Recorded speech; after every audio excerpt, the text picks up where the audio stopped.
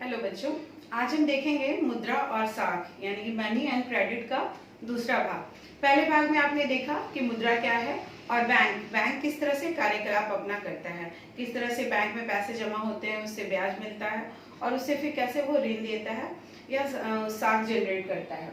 तो आज हम देखेंगे साख की दो विभिन्न स्थितियां। साख जो उधार दिया जाता है किस तरह से लोगों को समस्या में या फायदे में डालता है, इसकी स्थितियों के बारे में आज हम देखेंगे। पहला भाग है त्योहार का मौसम।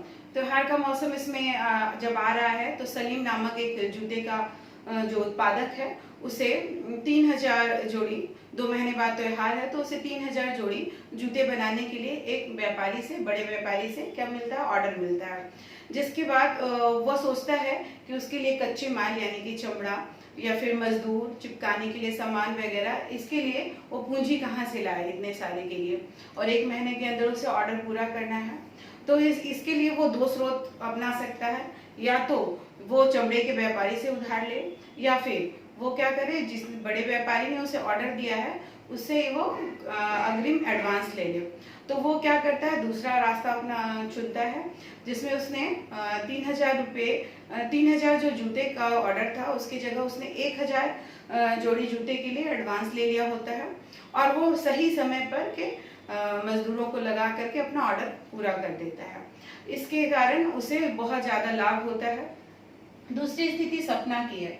सपना एक किसान है जिसके पास 3 एकड़ जमीन है जिसमें वो मूंगफली की फसल का उत्पादन करना चाहती है, जिसके लिए उसे कच्चे माल मतलब आगत के रूप में बहुत सारी चीजों की जरूरत होती है, बीज, खाद और कृषि उपकरण में। तो इसके लिए वो साहूकार से कर्ज लेती है। साहूकार से कर्ज लेने के कारण वो कर्ज फसल के अच्छी नहीं होने के कारण वो चुका नहीं पाती है, जिस कारण वो क्या कहते अगले साल फिर से फसल के लिए उसे कर्ज लेना पड़ता है। तो इस तरह वो पहला तो ऋण चुका नहीं पाती है और दूसरी बार भी फिर वो कर्ज लेती है तो वो ऋण के जाल में फंस जाती है। इस तरह हम दो स्थितियां देख रहे हैं कि किस तरह से दो लोगों ने कर्ज लिया। पहला स्थिति बहुत लाभदायक रही जिसमें सलीम ने जूते बनाए। दूसरी स्थिति सपना की थी जिसमें उसने जो कर्ज लिया उसे लौटा नहीं पाई, जिससे वो कर्ज के जाल में फंस गई। अब हम देखते हैं ऋण की क्या क्या शर्तें होती है जब कोई ऋण लेते हैं औपचारिक या अनौपचारिक स्रोतों से, वो आगे चर्चा करेंगे। ऋण जब हम लेते हैं तो उसकी क्या क्या शर्तें होती हैं।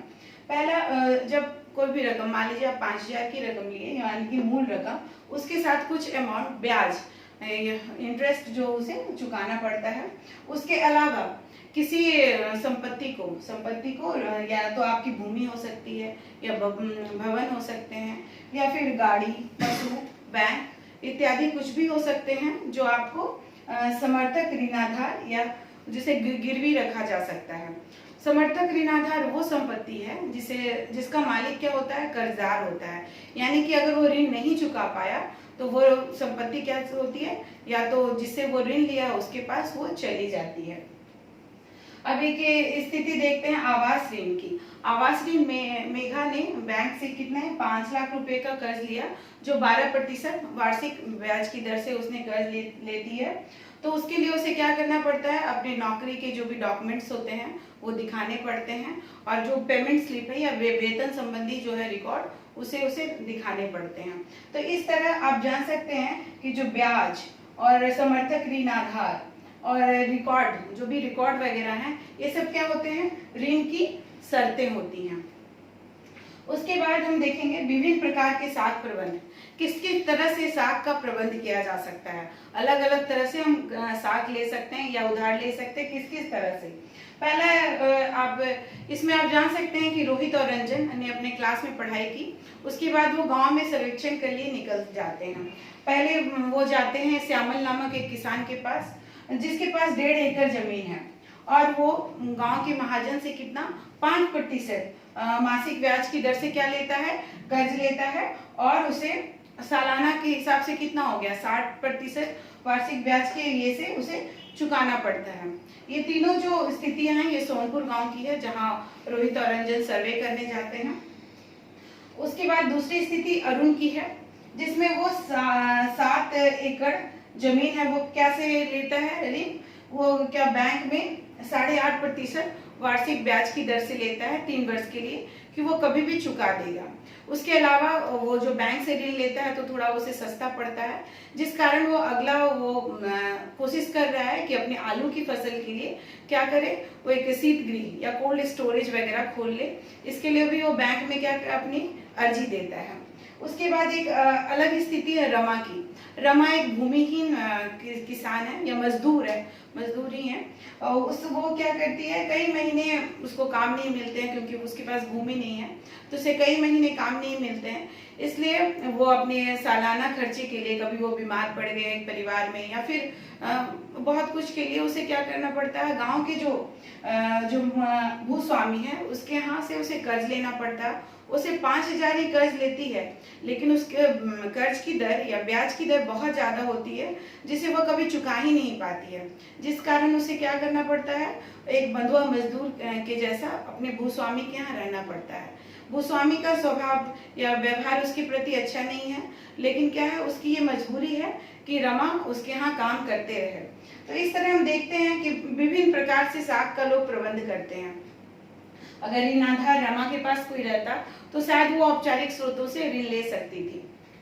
आगे हम आप देखेंगे कि सहकारी समितियों से ऋण। गांव में सहकारी समितियां भी बहुत तरह की बनाई जाती हैं। यहाँ पे सोनपुर में जो है वो 2300 जो किसान हैं वो सहकारी समितियों के सदस्य हैं। इसमें सहकारी समितियों में जो होते हैं ऋण बहुत सस्ते होते हैं, और इसके में किसान हो या कपड़ा बुनने वाले हों, औद्योगिक मजदूर वगैरह हों, इन्हें क्या होता है, सहकारी समितियों से ऋण मिलता है। इसे क्या करने में लोग उपयोग करते हैं, इसे कृषि उपकरण खरीदने में, या फिर आपके जो खेती तथा कृषि व्यापार या फिर घर वगैरह बनाने में, मछली पकड़ने में इत्यादि बहुत सारी चीजों में इसका उपयोग होता है। उसके बाद हम देखेंगे भारत में, ये 2003 का डाटा है, भारत में क्या स्थिति है औपचारिक क्षेत्र में साख की, इसे आप देख सकते हैं। यहाँ पे जो मैक्सिमम ऋण है आप देख रहे हैं 30%, ये ऋण है क्या, साहूकार से लिए गए हैं। 27% है जो सहकारी समितियों से लिए गए हैं। 25% जो है व्यावसायिक बैंकों से लिए गए हैं। 1% ऋण है जो भूस्वामी, जिसके यहाँ कृषि मजदूर वगैरह काम करते हैं, उससे लिए गए हैं।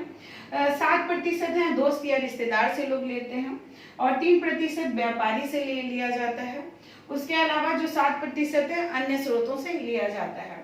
इस तरह हम देखते हैं कि जो बैंक सहकारी समितियां ये जो ऋण देती हैं, ये औपचारिक ऋण होता है। क्यों? क्योंकि इस पे क्या होता है, रिजर्व बैंक की नजर रहती है। रिजर्व बैंक ये नजर रखती है कि ब्याज की दर बहुत ज्यादा ऊंची तो नहीं है, या उन्हीं को ऋण दिया जा रहा है जो सिर्फ लाभ कमा करके देते हैं, ये या फिर छोटे किसानों को सस्ते कर्ज भी उपलब्ध कराते हैं। इन सब की निगरानी आरबीआई करती है, रिजर्व बैंक ऑफ इंडिया करती है।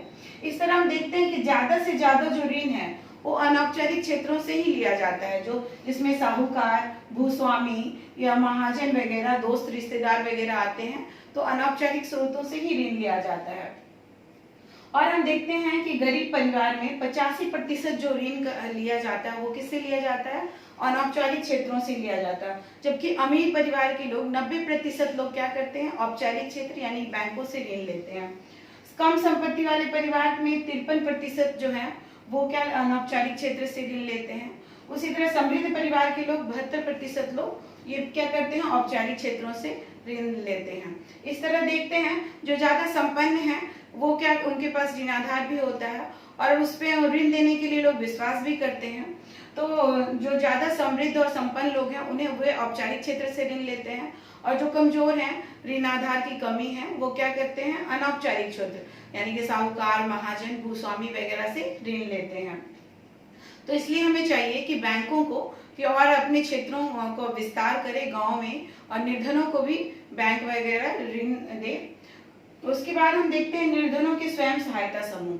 बहुत सारे निर्धनों के पास अपना ऋणाधार नहीं रहता है, तो वो क्या करते हैं, स्वयं सहायता समूह का निर्माण करते हैं। इसमें क्या है, गांव के ही लोग एक दूसरे के पड़ोसी 25-30 सदस्य होते हैं जो हर समय एक दूसरे से मिलते हैं, एक दूसरे को जानते हैं, और 25 से 100 रुपए तक वो जमा करते हैं मासिक। और ऋण लेने वाले भी कौन होते हैं, वही सदस्य ही होते हैं, जिन्हें गिरवी रखने के लिए या छुड़वाने के लिए अपनी जमीन को ऋण चाहिए होता है, घर बनाने के लिए ऋण चाहिए होता है, कृषि उपकरणों को खरीदने के लिए ऋण चाहिए होता है, सिलाई मशीन या हथकरघा, पशु इत्यादि के लिए भी ऋण की आवश्यकता होती है। इन सब की जरूरतों को क्या करते हैं, ये स्वयं सहायता समूह पूरा करते हैं और इनका एक खास लक्ष्य होता है और रकम वगैरह इन सब की और ब्याज दर, ये सारी चीज क्या होती है, निर्धारित होती है। उनका लक्ष्य है कि किस तरह से लोगों को समृद्ध बनाया जाए, या फिर रकम जो भी निश्चित होती है, सब सदस्यों को पता होता है